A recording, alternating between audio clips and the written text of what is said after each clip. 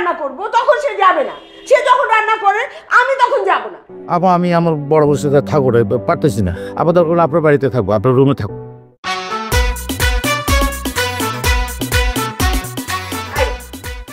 তোর মামা কই? মামাকে ডাক। সব কাজে তো আমার দোষ, আমি খারাপ মানুষ। এই জন্য তো আমি বলি আমাকে একা ছেড়ে দে।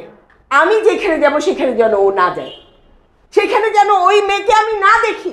কিন্তু সে কেন বারবার আমার সামনে আসে? কোথায় তোমার সামনে গেছে? কখন গেছে? আজকে কোথায় কি হয়েছে বলো?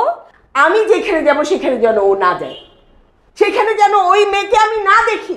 কিন্তু সে কেন বারবার আমার সামনে আসে? কোথায় তোমার সামনে গেছে? কখন গেছে? আজকে কোথায় কি হয়েছে বলো? আমি রান্না করতে গেছি, আমি রান্না শেষ করি নাই, সে এসে উপস্থিত। আরে তোমার যদি রান্না করতে হয় তুমি পরে রান্না করতে পারবে না? 10টা মিনিট অপেক্ষা করতে পারো না? আমার রান্নার মাঝখানে সে ঢুকে রান্না করতে আসছে।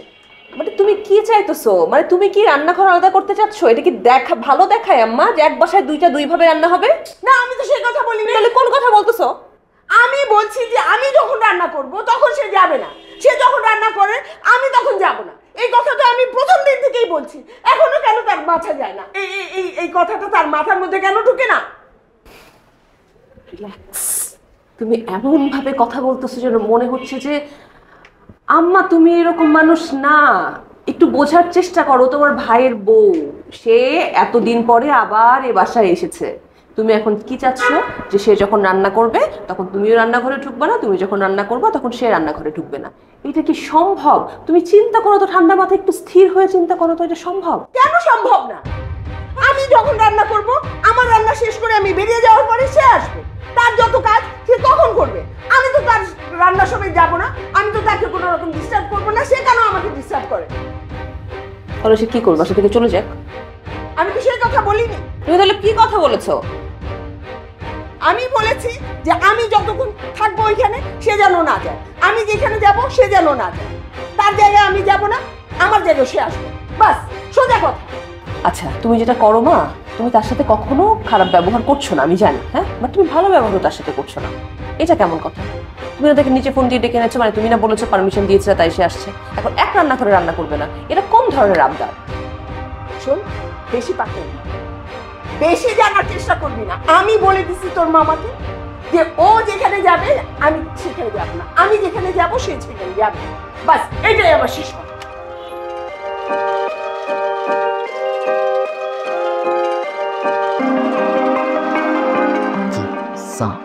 ওয়ালাইকুম আসসালাম ভাই, কেমন আছেন?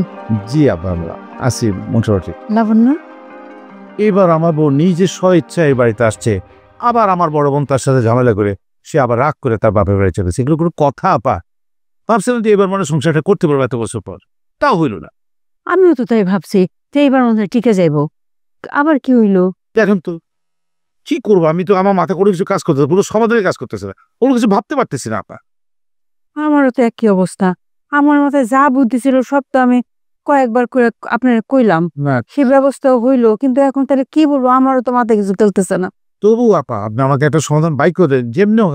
আমি আসলে বিশেষ আমি ছেলে বাঁচবো না আপা, বিশ্বাস করে আমি আর কোনো কিছু মাথায় কাজ করতে চাই আপা। লাবণ্যটা যেমনি হোক আপা, আর একটা সমাধান বাইক করে দেন আপা, প্লিজ আপা। কি সমাধান দেই, আমার আসলে মাথায় কিছুই খেলতেছে না।